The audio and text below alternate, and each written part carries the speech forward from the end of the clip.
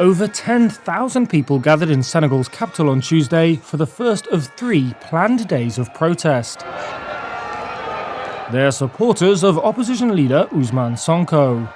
This demonstration is the latest expression of tensions in the run-up to a 2024 election. That vote could see President Macky Sall run for a controversial third term. That would be unconstitutional, says the opposition. Candidatou Faye was among crowds who gathered at a field in Dakar. We ask Macky Sall to simply stop. He is done. He must stop this third-term business. He must let others run, and he must let Ousmane Sonko be a candidate. No to the third term. Sall has declined to comment on whether he plans to run. The election would pit him against an opposition field led by Sonko. He came third in the last election, but has since gained clout, particularly among disillusioned urban youth. We are tired. We don't have jobs. Life is expensive and everything is hard. We have a president who locks up its youth. We are tired. Sonko is due in court on Thursday to resume hearings related to libel charges. He allegedly accused Senegal's tourism minister of embezzlement. Sonko is also facing trial on charges of rape and making death threats to a beauty salon employee in 2021, which he denies. President Sall's opponents accuse him of trying to weaken the competition with false accusations and political trials ahead of the election, which the government rejects.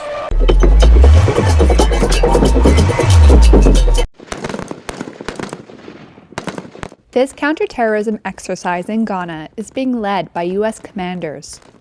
Their mission is to contain a spreading Islamist insurgency.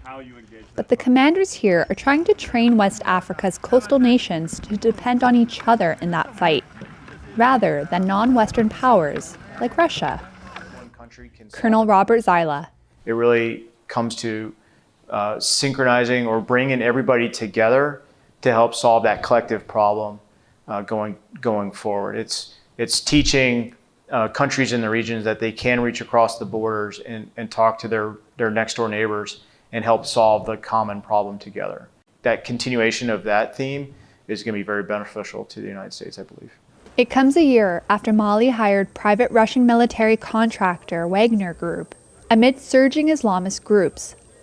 A move that Western governments and the United Nations say has led to a spike in violence. As the recruitment goes up, then you have the issue where governments have problems potentially, and that's when they start to reach out for maybe other malign actors that are more exploitive of resources in a particular country. Relations between Moscow and Washington have become more hostile since Russia's invasion of Ukraine, and the West opposes Russian influence in the region.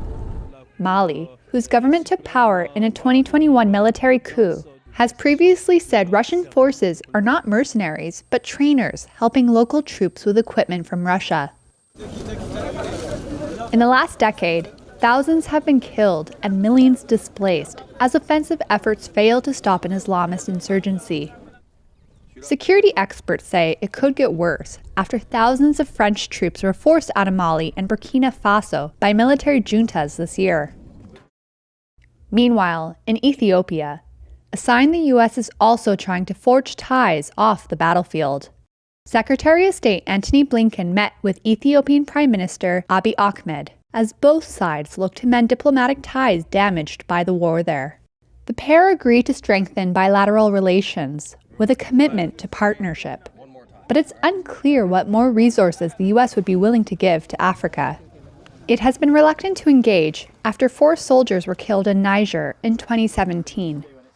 Critics say timing is crucial as Islamist violence continues to spread.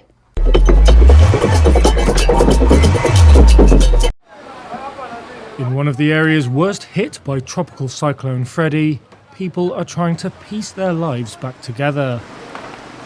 This is Umbayani, a township in Malawi's second biggest city, Blantyre. On Wednesday, authorities said the death toll from what is one of the longest-lasting and strongest storms ever recorded in the Southern Hemisphere had risen above 270. The majority of the deaths are in Malawi. Others have been recorded since Freddie first made landfall in February in Mozambique and Madagascar. The storm tore through southern Africa for the second time at the weekend, and heavy rain persisted on Wednesday. Many around Blantyre have been killed in mudslides. In Umbayani, residents were woken in the early hours of Monday morning by the roaring sound of mud and water. Aina Pagoti and her 7 children escaped to a relative's house after their home was destroyed. If various aid agencies could come and help, even the government, that would be a relief to rebuild our house. Look at it. It's completely destroyed. I have a big family and we're all stranded. Malawi's army, police, the local Red Cross and other aid agencies are conducting search and rescue operations. Power supplies have also been severely damaged, as well as bridges broken and roads destroyed.